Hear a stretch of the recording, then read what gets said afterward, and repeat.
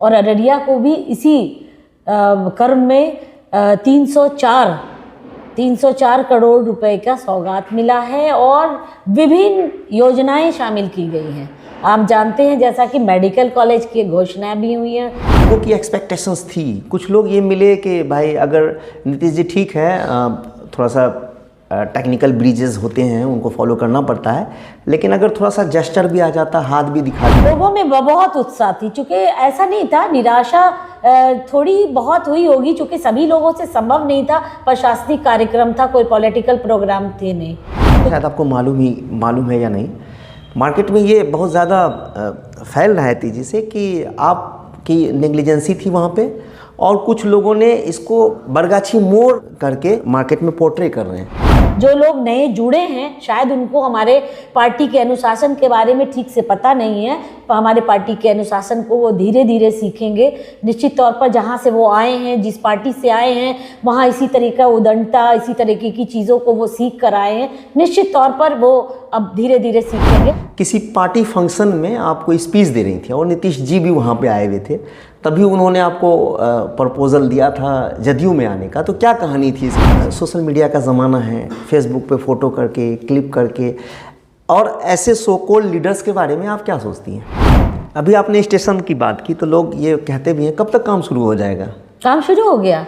अच्छा, कमोबेश 4 करोड़ के अराउंड इसका एस्टिमेट है। मैंने एक मालूम किया था कि एक पंचायत में जो एक एस्टिमेट होता है 1 से 1.5 किलोमीटर 90 लाख से 1 करोड़ रुपए का होता है। तो जाहिर सी बात है कि इसकी जो क्वालिटी होगी वो बेटर होगी, तभी एस्टिमेट इतना बड़ा है 1.5 किलोमीटर का।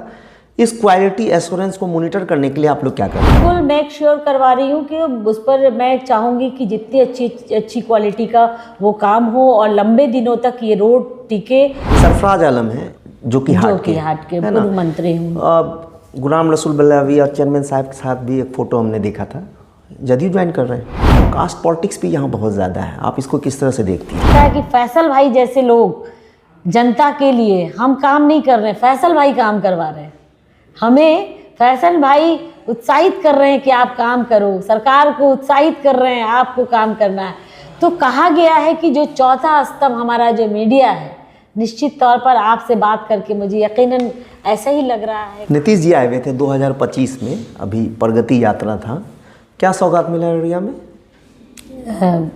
माननीय मुख्यमंत्री नीतीश कुमार जी ने अपनी यात्रा के दौरान पूरे बिहार में जिस ज़िला में भी वो गए हैं, वहाँ की विकास के लिए, डेवलपमेंट के लिए, जो उनको लगा कि यहाँ की आवाम के लिए संभव कर सकते हैं, उन्होंने बड़ी बड़ी सौगातें दी हैं। और अररिया को भी इसी क्रम में 304 करोड़ रुपए का सौगात मिला है और विभिन्न योजनाएं शामिल की गई हैं। आप जानते हैं जैसा कि मेडिकल कॉलेज की घोषणाएं भी हुई हैं, और अभी जो हमारे साथ जो सड़कों का जो प्रॉब्लम था, हमारे यहाँ चौड़ीकरण का प्रॉब्लम था, तो ये तमाम चीज़ें उन्होंने सॉर्ट आउट किया है। एक मेहताबा वाला रोड लिया है उन्होंने, सैफगंज मेहताबा रोड लिया है जो सुकलैंड होते हुए जाती है। दूसरे ये कि कुर्साकाटा और सिकटी पथ पर चौड़ीकरण का भी उन्होंने काम करवाने का काम किया है, उन्होंने वो रोड भी लिया है, शामिल किया है। साथ में प्रेक्षागृह पूरे सेंटर में, मतलब हेडक्वार्टर में प्रेक्षागृह का भी उन्होंने निर्माण कार्य इसमें शामिल किया है। विभिन्न स्तरों पर जो है 7 ब्लॉक में आपको अंचल का भवन निर्माण कार्य लिया है।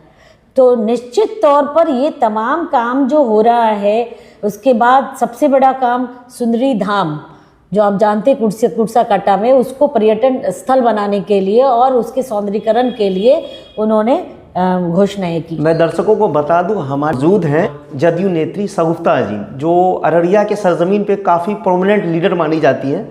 अगर मैं लास्ट टाइम की बात करूं तो इनको अराउंड 60,000 वोट आया था और लगभग 60,000 वोट से ही ये हार गई थी। तो क्या कारण रहा, लास्ट टाइम आप इलेक्शन में आई? 2020 के चुनाव का हमारा जो हारने का मुद्दा था वो इसमें था कि माननीय मुख्यमंत्री नीतीश कुमार जी ने बहुत सारे काम किए थे अक़लियतों के लिए, लेकिन अक़लियतों का वोट कहीं ना कहीं लोगों से गुमराह हो गए, विपक्षियों से गुमराह होकर करके हमारे खाते में नहीं आया। और अक़लियतों ने जितना देखा था कि मुख्यमंत्री निष्पक्ष होकर काम कर रहे हैं, पूरे प्रदेश में अमन शांति भाईचारा उन्होंने कायम किया, मदरसों का काम किया, शिक्षकों की बहाली, इन तमाम मुद्दे जो थे हमारे 2020 के वो कहीं ना कहीं भटक गए और इसमें हमें नुकसान हुआ। अभी हम रानीगंज गए हुए थे, हालांकि ये तो प्रशासनिक यात्रा था, प्रगति यात्रा, तो लेकिन लोगों की एक्सपेक्टेशंस थी। कुछ लोग ये मिले कि भाई अगर नीतीश जी ठीक है, थोड़ा सा टेक्निकल ब्रिजेस होते हैं उनको फॉलो करना पड़ता है, लेकिन अगर थोड़ा सा जेस्चर भी आ जाता, हाथ भी दिखा देते तो काफ़ी अच्छा रहता। लोग थोड़े निराश थे। आप इसको किस तरह से देखिए, काफ़ी उत्साह देखा जा रहा था। हम लोग जब स्थल पर गए थे और जो वो पोखर निर्माण जो हुआ था और वहाँ पर जो वृक्षारोपण हुआ था, हम लोग उस स्पॉट पर माननीय मुख्यमंत्री जी से रूबरू हुए थे। वहाँ पर जो भीड़ थी, एक बहुत बड़ी भीड़ थी। मुख्यमंत्री जाकर उस भीड़ में लोगों से इंटरेक्ट किए, काफ़ी बातें किए, वहाँ की महिलाओं से, वहाँ की युवाओं से बात की और काफ़ी देर उन्होंने उनको ही समय दिया। ऐसा नहीं था कि लोगों के साथ उनका इंटरेक्शन नहीं हुआ, लेकिन हाँ, प्रशासनिक व्यवस्था थी। प्रशासनिक व्यवस्था में कुछ डायरेक्शंस होंगे जो इस तरह के अभिवादन नहीं हो पाए, लेकिन अभिवादन का जो स्रोत था वो स्रोत थोड़ा कमज़ोर लगा। लेकिन निश्चित तौर पर मुख्यमंत्री लोगों के लिए सौगात लेकर आए थे, लोगों में हर्ष था और मुख्यमंत्री जी खुद इस बात को लेकर अररिया पहुँचे थे कि हम अररिया के विकास के लिए, डेवलपमेंट के लिए, यहाँ के लोगों की डेवलपमेंट के लिए हम कुछ करने जाएंगे। तो लोगों में बहुत उत्साह थी। चूँकि ऐसा नहीं था, निराशा थोड़ी बहुत हुई होगी, चूँकि सभी लोगों से संभव नहीं था। प्रशासनिक कार्यक्रम था, कोई पॉलिटिकल प्रोग्राम थे नहीं। कोई जो पार्टी का प्रोग्राम होता है तो लोगों से बखूबी इंटरेक्शन होता है, नेता खुद करवाते हैं, बट ये प्रशासनिक प्रोग्राम था जिसको प्रशासन खुद हैंडल कर रही थी। अच्छा, जहाँ तक मैं आपके बारे में जानने की कोशिश कर रहा था, थोड़ा इधर उधर से डिग ड्राइव कर रहा था, आपके बारे में जानने की कोशिश कर रहा था, तो पता ये लगा कि किसी पार्टी फंक्शन में आपको स्पीच दे रही थी और नीतीश जी भी वहाँ पे आए हुए थे, तभी उन्होंने आपको प्रपोजल दिया था जदयू में आने का। तो क्या कहानी थी इसके पीछे, थोड़ा बताइए हमारे दर्शकों को। देखिए, एक्चुअली 2006 में मैं ज़िला परिषद की अध्यक्ष बनी। उसके बाद 2007 या 8 में बेलवा पंचायत में कार्यक्रम हुआ था और बेलवा पंचायत में मैंने उनका मंच शेयर किया था और उस मंच पे माननीय मुख्यमंत्री नीतीश कुमार जी खुद थे। मैंने जब बातों को रखा, आवाम की बातों को रखा, तो उनके कहीं ना कहीं वो उनके हार्ट मतलब बहुत ज़्यादा उनको अच्छा लगा और उन्होंने मुझे कहा कि बस आप आ जाओ, आपको मैं अपने पार्टी में आपके पूरे भविष्य के लिए मैं आपके लिए तैयार हूँ, आप आ जाओ। ये मेरे लिए एक बहुत अच्छा अवसर था और थोड़ी मेरे लिए क्रिटिकल सिचुएशन भी थी, क्योंकि मैं पहले ये सोच रही थी कि मैं ज़िला परिषद की अध्यक्ष हूँ और मैं सभी सर्वदल के नेता हूँ, मतलब सर्वदलीय नेता हूँ, बट एक पार्टी को अडॉप्ट करना। लेकिन जैसे जैसे मैंने नीतीश जी के करीब काम करने का जो उनका जो शैली था और जिस तरीके से वो काम कर रहे थे, जिस तरीके से उनकी योजनाएं लॉन्च हो रही थी, मुझे बहुत अट्रैक्ट किया और मैं नीतीश जी के साथ। अच्छा, अभी कुर्साकांटा मोड़ पर एक भ्रम फैला हुआ है, शायद आपको मालूम है या नहीं। मार्केट में ये बहुत ज़्यादा फैल रहा है तेज़ी से कि आपकी नेग्लिजेंसी थी वहाँ पे और कुछ लोगों ने इसको बरगाछी मोड़ करके मार्केट में पोर्ट्रे कर रहे हैं। तो आप इसको किस तरह से देखती हैं?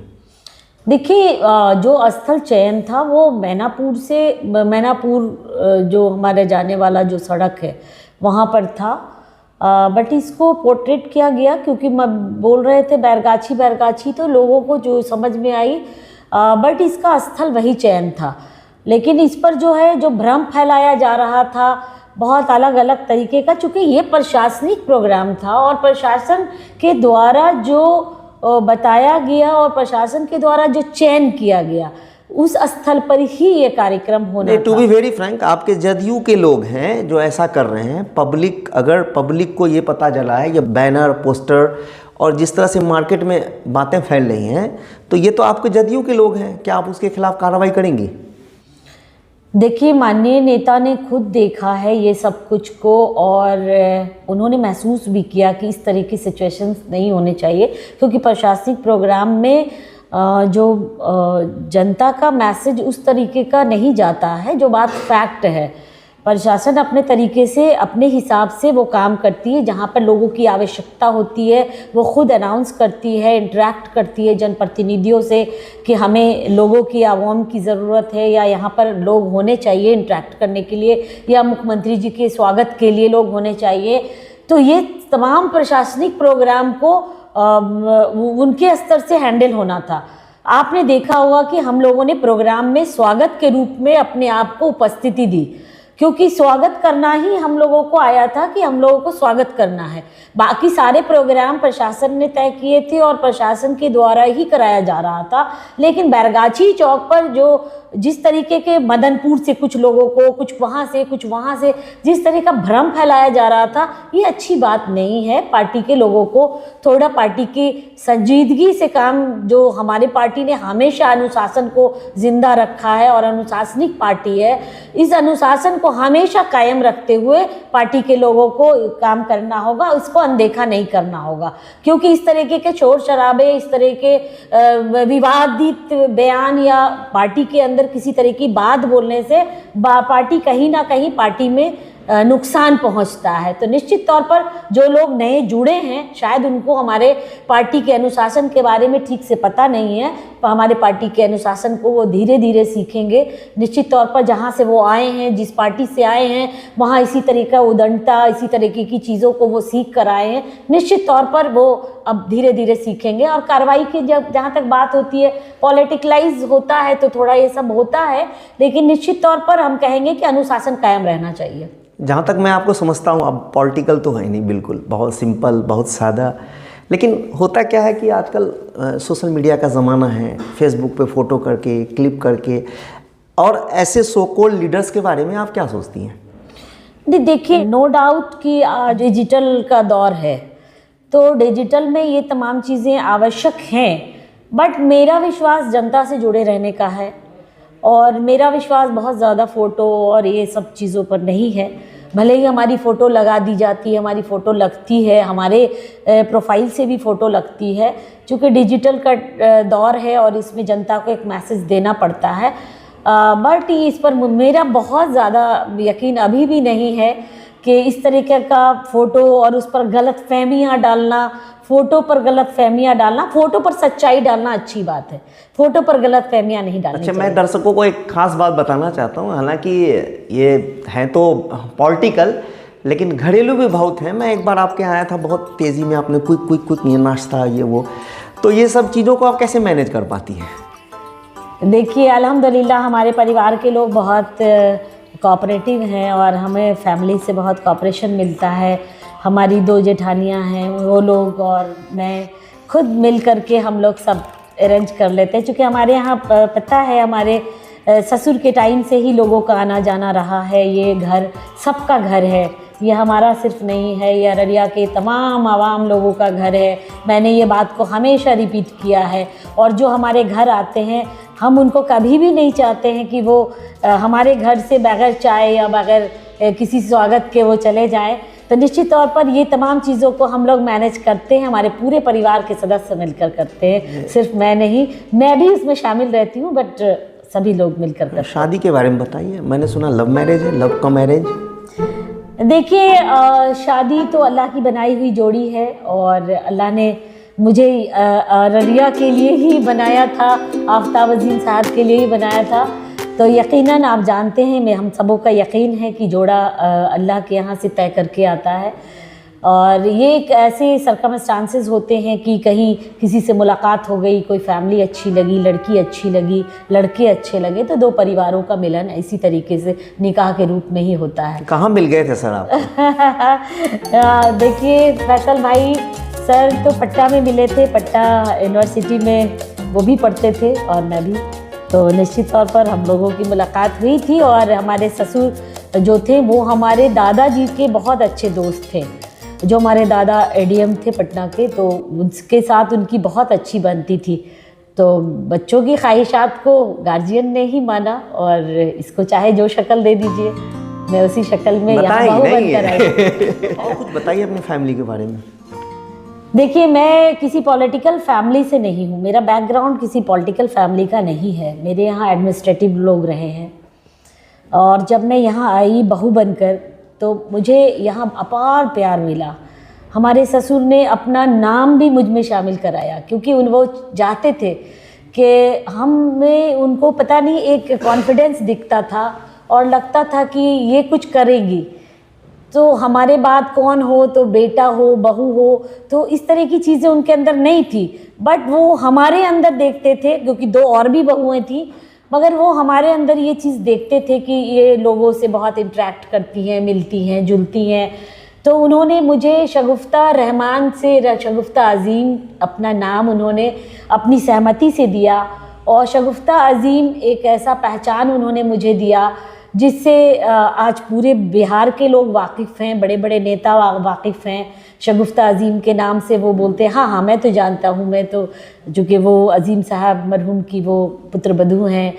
तो ये हमारे लिए एक बहुत बड़ी बात और बहुत खुशनसीबी की बात थी कि मेरे ससुर ने हमें बहुत सपोर्ट किया, अपना नाम दिया। आज वो जहाँ भी, अल्लाह उनको जन्नत मग़फ़िरत फरमाए।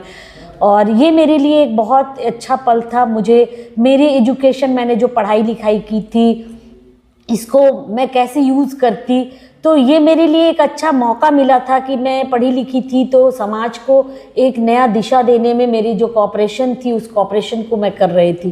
तो ये सब चीज़ें हमें बहुत प्रभावी लगा और बहुत अच्छा लगा। जिस फैमिली में हम आए, यहाँ के सभी लोग अच्छे थे और समाज के लोग ख़ास करके। जब मैं घूंघट से निकलकर दरवाजे के चौखट से बाहर आई 2006 में, लोगों ने मुझे अपार प्यार दिया और वही प्यार का नतीजा है कि मैं हमेशा उसी रफ्तार में, हारने या जीतने की परवाह नहीं करती। मैं उसी रफ्तार में हमेशा चाहती हूँ कि यहाँ के लोगों के दिल को जीतूँ और उनके लिए काम करूँ। मेडिकल कॉलेज की बात हम कर रहे थे, तो एक बड़ा सौगात आपने बताया कि मेडिकल कॉलेज के रूप में मिला, तो इससे क्या अपॉर्चुनिटीज़ है? एक तो मुझे ये समझ में आता है कि मेडिकल कॉलेज हो, इससे आम लोगों को क्या फ़ायदा होगा? देखिए, आपको फैसल भाई बताऊं कि मेडिकल कॉलेज एवं उसके साथ आपका हॉस्पिटल भी रहेगा। तो सबसे पहले तो आप समझ सकते हैं कि मेडिकल कॉलेज का मतलब ही होता है कि छात्रों को यहाँ अपने घर में सुविधा, या अन्य जगह से जो छात्र आएंगे, तो निश्चित तौर पर यहाँ जो रेसिडेंशियल होगा, जो कॉलेज है, तो इसका एक बड़ा प्रकोप होगा और इसमें एक बड़ी योजनाएं तैयार होंगी। यहाँ जो शिक्षित बेरोज़गार लोग हैं उनको रोज़गार, वहाँ पर छोटे छोटे रोज़गार के अवसर मिलेंगे, एक होगी। दूसरे, अच्छी ट्रीटमेंट होगी।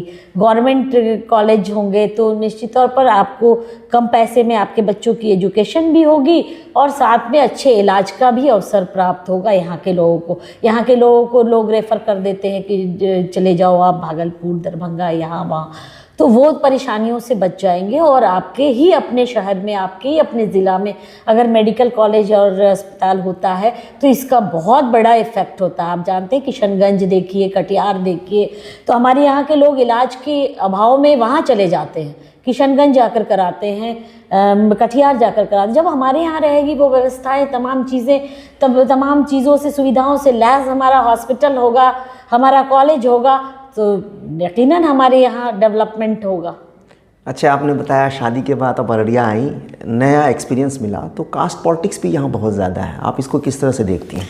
देखिए, मैंने सुना, बट मैंने उसको कभी अपने अंदर नहीं इसको उतारा, क्योंकि मुझे ये कास्ट पॉलिटिक्स समझ में नहीं आती है और मुझे बहुत गंदा लगता है। क्योंकि एक नेता कास्ट पॉलिटिक्स में कभी भी नेता को, इंडिया की सच्चाई है, लोग करते हैं। नेता को कास्ट पॉलिटिक्स अगर ऐसा करते हैं तो गलत है, क्योंकि नेता सेवा के लिए आते हैं। कास्टिज्म और जात, बिरादरी शादी वगैरह में देखी जाती है। आप जब बेटे और बेटियों का जब रिश्ता जोड़ रहे हैं तब भी आप देखिए कि कास्टिज्म ख़त्म हो रहे हैं।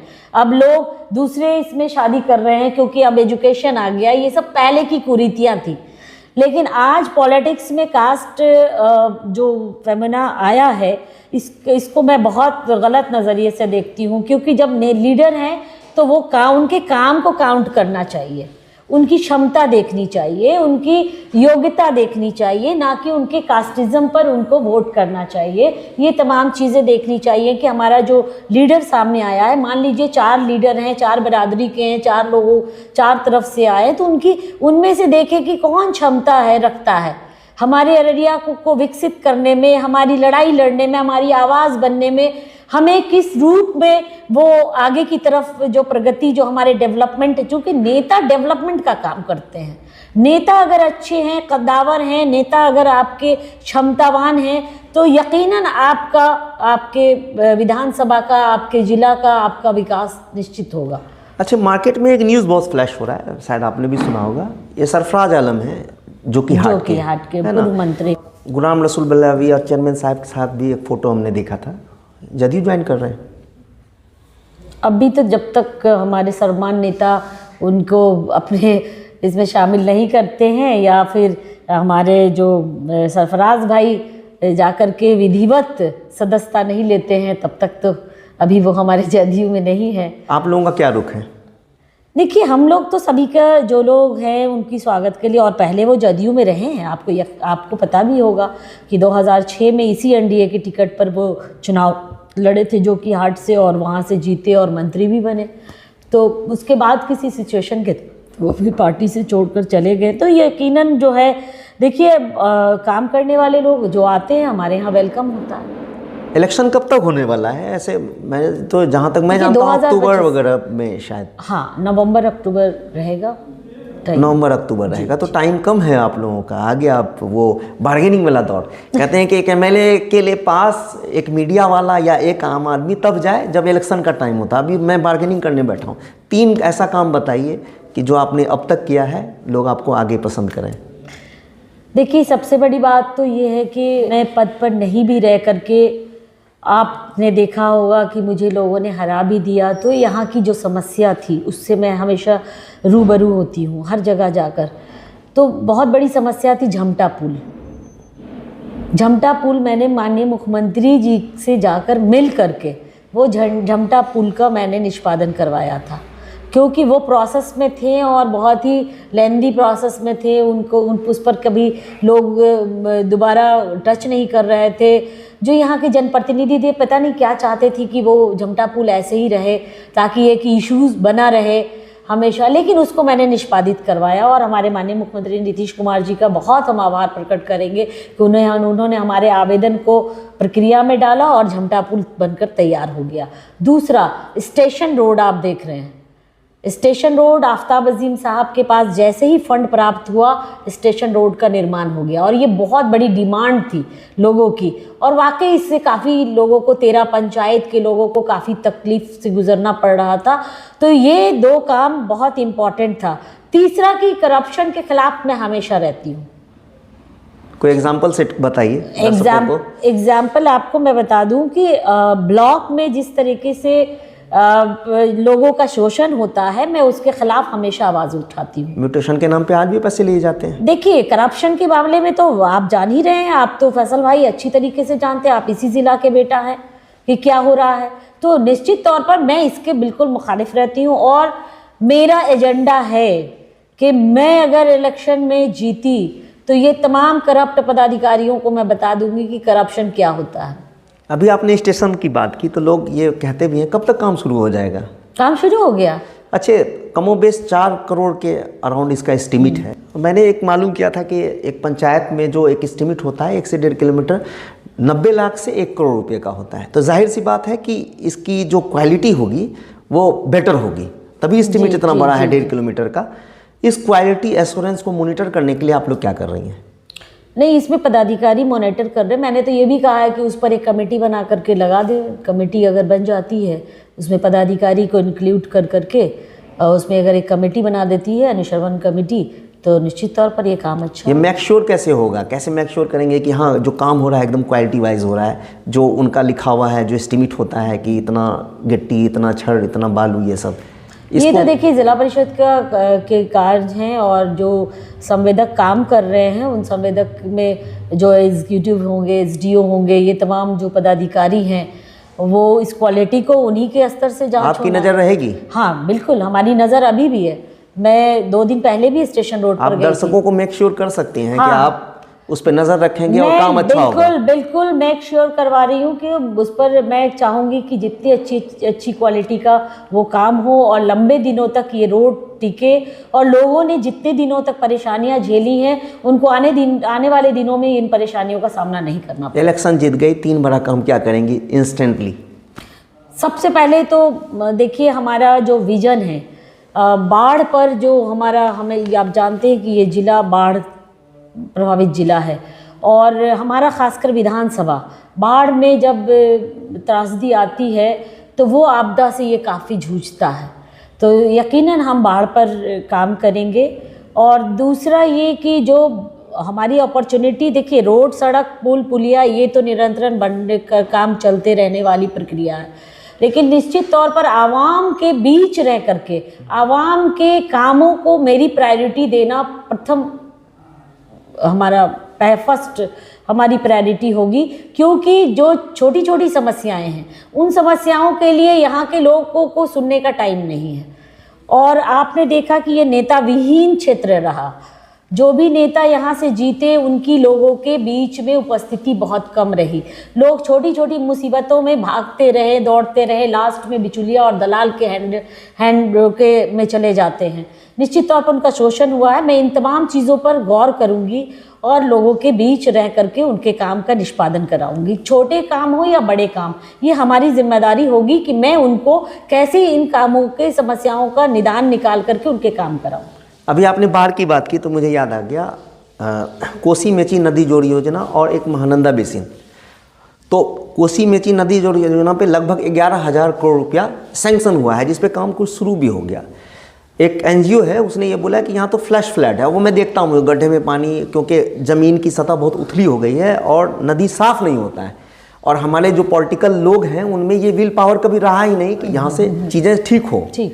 आपकी क्या राय है कोसी मेची नदी जोड़ योजना? ये क्या ज़रूरत है कि इससे बर्बादी होगी ज़्यादा? क्योंकि वो कह रहे हैं कि 30 टाइम्स वाटर एक बार में ज़्यादा फॉलो हो जाएगा, तो फिर उसको जगह चाहिए, फिर तो अननेसेसरी वो फ्लड पैदा करेगा। तो कुछ लोगों का इस पे एजिटेशन था बहुत ज़बरदस्त। आप इसको किस तरह से देखती हैं? और महानंदा बेसिन पे काम रुका हुआ इसलिए है कि लोगों का ये कहना है कि जो आप ज़मीन एक्वायर्ड कर रहे हैं उसके लिए तो आपने कोई वे ही नहीं बनाया कि दोनों साइड की जो ज़मीनें बर्बाद होगी उसके लिए आपने कोई प्रॉपर रास्ता नहीं बनाया। तो दोनों पे आपकी प्रतिक्रिया क्या है? प्रैक्टिकल में देखिए, सरकार तो योजना बनाती है, तो निश्चित तौर पर जो आपने कहा कि जो एनजीओ, जिस एनजीओ के द्वारा ये बात कही जा रही है, सरकार को सब कुछ नज़र पर रखना पड़ता है। जब आप किसी योजनाओं को सम्मिलित करते हैं और उसकी घोषणा करते हैं या उसको सरजमीन पर उतार, देखिए महानंदा बेसिन ही के आप प्रोजेक्ट की बात ले लें।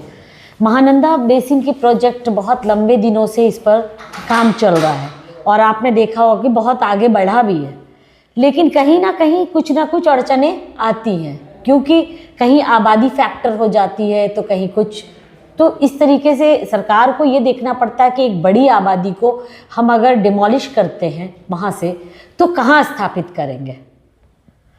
तो इस तरीके, जैसे आप देखिए महानंदा बेसिन का प्रोजेक्ट आपका अमोर में आकर, अमोर एक बड़ी आबादी है, वहाँ पर इतनी बड़ी आबादी है, उसको शिफ्ट कहाँ करेंगे? तो कहीं ना कहीं उसको फिर नए तरीके से उनको प्लान करना पड़ रहा है और महानंदा बेसिन का काम चला भी है, उस पर पैसे भी रिलीज। अच्छा, कभी कभी नहीं लगता, मेरे फादर कहते थे कि सरकारी पैसा ऐसा होता है जैसे उठा के फेंक दिया। अभी जैसे आप महानंदा बेसिन की बात कर रहे हैं, अच्छा खासा पैसा उसमें खर्च हो चुका है और अब लोगों का एजिटेशन हो गया, उसकी शिफ्टिंग का कोई प्रॉपर प्रोविज़न नहीं है, तो आखिर इस पैसे का हिसाब देने वाला कौन है? देखिए सरकारी हिसाब देती है, क्योंकि सरकार जब लंबे दिनों से अस्थायी रूप से ये तो हमारे पैसे हैं, ये तो आप मानती हैं। हाँ, जनता के पैसे करते हैं, हर चीज़ में आजकल टैक्स लग रहा है, हर इंसान टैक्स दे रहा है, तो हमारे पैसे हैं। हाँ, अकाउंटेबल कौन है? अकाउंटेबल से गवर्नमेंट होती है। तो आप नीतीश पे ब्लेम कर रही हैं? नहीं, हम ब्लेम नहीं कर रहे हैं, क्योंकि आपके पैसे ज़ाय कहाँ हो रहे हैं? आपके पैसे तो माननीय मुख्यमंत्री नीतीश कुमार की जो योजनाएं हैं, वो उन्होंने जो पहले की योजनाओं में जब दिक्कतें आती हैं तो वो निश्चित तौर पर उन योजनाओं को फिर से अपने नए तरीके से, आइडियाज़ से, अपने नए, चूँकि आप जानते हैं कि वो एक इंजीनियर है और IITN इंजीनियर हैं, और वो उनके इसी तो सोशल इसके वजह कर उनके जो काम जो पूरे बिहार में हुए हैं, आप देख रहे हैं कि कितनी मजबूती से उन्होंने काम किया करवाया बिहार में, किस तरीके से आपने एक नया बिहार बना करके, तो ये सब उनकी वजह कर हुआ है, क्योंकि उनके जो नॉलेज थे, उनके जो अपने एक्सपीरियंस थे, उस एक्सपीरियंस, हमारे पैसे कहीं भी ऐसा नहीं कि हमारे पैसे जो हैं फंड लैप्स हो गए, हमारे पैसे बर्बाद हो गए या मर्ज कर दिए गए, उस पर काम चल रहे हैं, लेकिन एक सिस्टम के तहत चल रहा है ताकि लोगों को भी परेशानियां नहीं हो। निश्चित तौर पर जो पैसे उन कामों के लिए जो फंड रिलीज़ हुए हैं, वो फंड उन्हीं कामों में लगाए जाएंगे, और यकीनन मेरा पूरा यकीन है कि 2030 तक महानंदा बेसिन का प्रोजेक्ट का काम कंप्लीट हो जाएगा। अच्छा, अब इसको बहुत बड़ी एजेंसियां लगी हुई हैं इन तमाम कामों को निष्पादन के लिए, तो पैसे हमारे बर्बाद नहीं होंगे, जनता के पैसे, आवाम के पैसे आवाम के विकास में ही खर्च होंगे। अच्छा, इंटरव्यू को अब रैप अप करने की ओर चल रहे हैं। कैसा लगा आपको बातचीत, मतलब हमारे साथ जो आपने बातचीत किया, इस एक्सपीरियंस को साझा कीजिए। फैसल भाई, बहुत अच्छा लगा, क्योंकि जब जर्नलिज्म का दिमाग और उनकी जब विकास और ये लोगों से जुड़ करके जब नेता के पास पूछती है, तो हमें लगता है कि फैसल भाई जैसे लोग जनता के लिए हम काम नहीं कर रहे हैं, फैसल भाई काम करवा रहे हैं, हमें फैसल भाई उत्साहित कर रहे हैं कि आप काम करो, सरकार को उत्साहित कर रहे हैं आपको काम करना है। तो कहा गया है कि जो चौथा स्तंभ हमारा जो मीडिया है, निश्चित तौर पर आपसे बात करके मुझे यकीनन ऐसा ही लग रहा है कि जो चौथा स्तंभ है वो ये साक्षात उसके उदाहरण के रूप में आप हमारे साथ बैठे हैं, और बहुत अच्छा लग रहा है। एक परिवार संवाद हो रहा है, और अररिया के उत्थान के लिए, अररिया के लोगों के लिए, अररिया विधानसभा के लोगों के लिए, और कैसे नेता हो उनके मानसिकता को टटोलने के लिए आपने जितनी सारी बातें की हैं, निश्चित तौर पर मुझे बहुत अच्छा लगा।